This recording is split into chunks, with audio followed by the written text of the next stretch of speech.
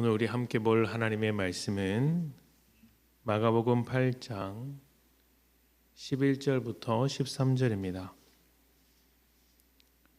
마가복음 8장 11절부터 13절 말씀 제가 봉독하겠습니다.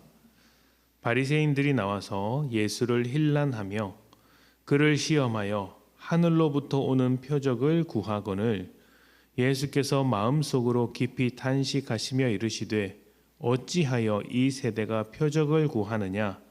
내가 진실로 너희에게 이르노니 이 세대에 표적을 주지 아니하리라 하시고 그들을 떠나 다시 배에 올라 건너편으로 가시니라. 아멘. 사람이 한번 눈밖에 나면 어떤 말과 행동을 해도 싫어지는 경우가 있습니다. 선입견이라면 선입견일 수가 있는데 그 사람의 마음에 다시 들기가 좋게 마음을 품기가 참 어렵습니다. 이미 마음이 틀어졌기 때문에 아무리 좋은 모습을 보이고 좋은 말을 해준다고 해도 가식적으로 느끼게 되고 그래서 관계를 더 이어나게 하기가 어렵죠. 그래서 모든 관계에 있어서 우리는 선입견이 생기지 않도록 처음부터 진실되게 최선을 다하라, 조심하라 이렇게 이야기를 하기도 합니다. 오늘 말씀에서 바리새인들이 예수님께 와서 하늘로부터 오는 표적을 구했습니다. 그런데 좋은 마음으로 정말 예수 그리스도를 믿고 따르기 위해서 구한 것이 아니라 트집을 잡기 위해 힐난하며 구했다고 합니다. 표적을 보고 예수를 인정하기 위해서 하나님의 아들 되신 예수님을 더 알기 위해서 믿기 위해서 한 것이 아니라 어떻게 하든 예수님을 거절하기 위해서 이런 표적을 구했다는 것이죠.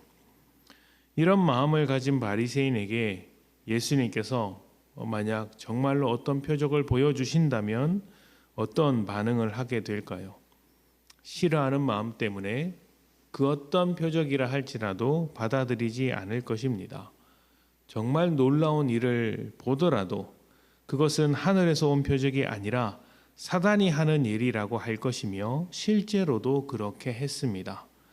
그들은 병을 고치고 귀신을 쫓아내시는 예수님의 능력을 곁에서 보았고 죽은 사람도 살려내는 능력도 보았습니다. 배고픈 자들을 먹이셨고 오병이어의 기적을 보기도 했습니다. 하나님의 아들이심을 보여주는 일들이 얼마나 많이 있었는지 모릅니다. 그러나 바리새인들은 그렇게 수많은 기적과 표적을 보고도 받아들이지 않았습니다. 트집 잡을 생각만 했죠. 왜 그랬을까요? 앞에서 말씀드린 것처럼 예수님을 반대했기 때문입니다. 그리고 예수님께서 가르치시는 말씀도 반대했기 때문이죠. 예수님의 뜻을 반대하고 예수님의 사역도 반대하고 그렇게 싫어하는 마음, 왜곡된 선입견이 이미 자리 잡고 있었기 때문에 그 어떤 일도 하나님의 표적으로 보지 않았고 보기가 싫었던 것이죠. 만약 그들이 하나님의 표적으로 받아들인다면 어떻게 되었겠습니까? 당연히 예수님을 따라야 하고 예수님의 말씀 아래로 들어가야 합니다. 또 지금까지 자신들이 알아왔던 모든 것, 지켜온 모든 자리와 위치마저도 또 어떤 기득권, 또 이 세상에서 누리는 모든 삶도 포기해야 합니다. 그런 것들이 싫었죠.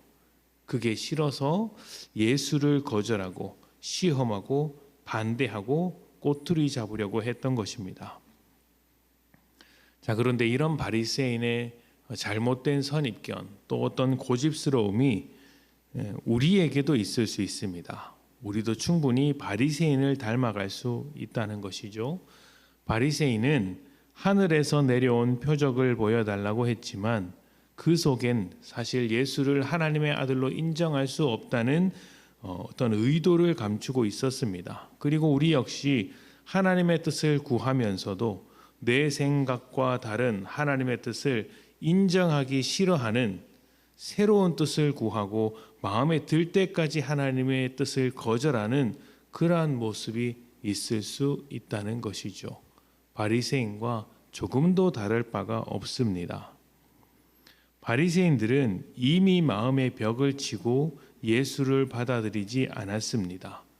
표적을 보여준들 소용이 없고 또 어떤 일을 하신다고 해도 받아들일 마음이 없죠. 그래서 예수님은 표적을 주지 않겠다고 하셨습니다. 우리도 그렇습니다. 하나님의 뜻 아래로 들어갈 생각이 없으면서 내가 원하는 대로 하고자 하면서도 주님 내게 말씀하십시오. 하나님의 뜻을 내가 듣겠습니다. 라고 하면 하나님은 오히려 말씀하지 않고 그 말씀을 멈추실 것입니다. 그리고 먼저 우리의 마음, 하나님의 뜻대로 하기 싫어하는 마음을 고치시려고 하실 것입니다.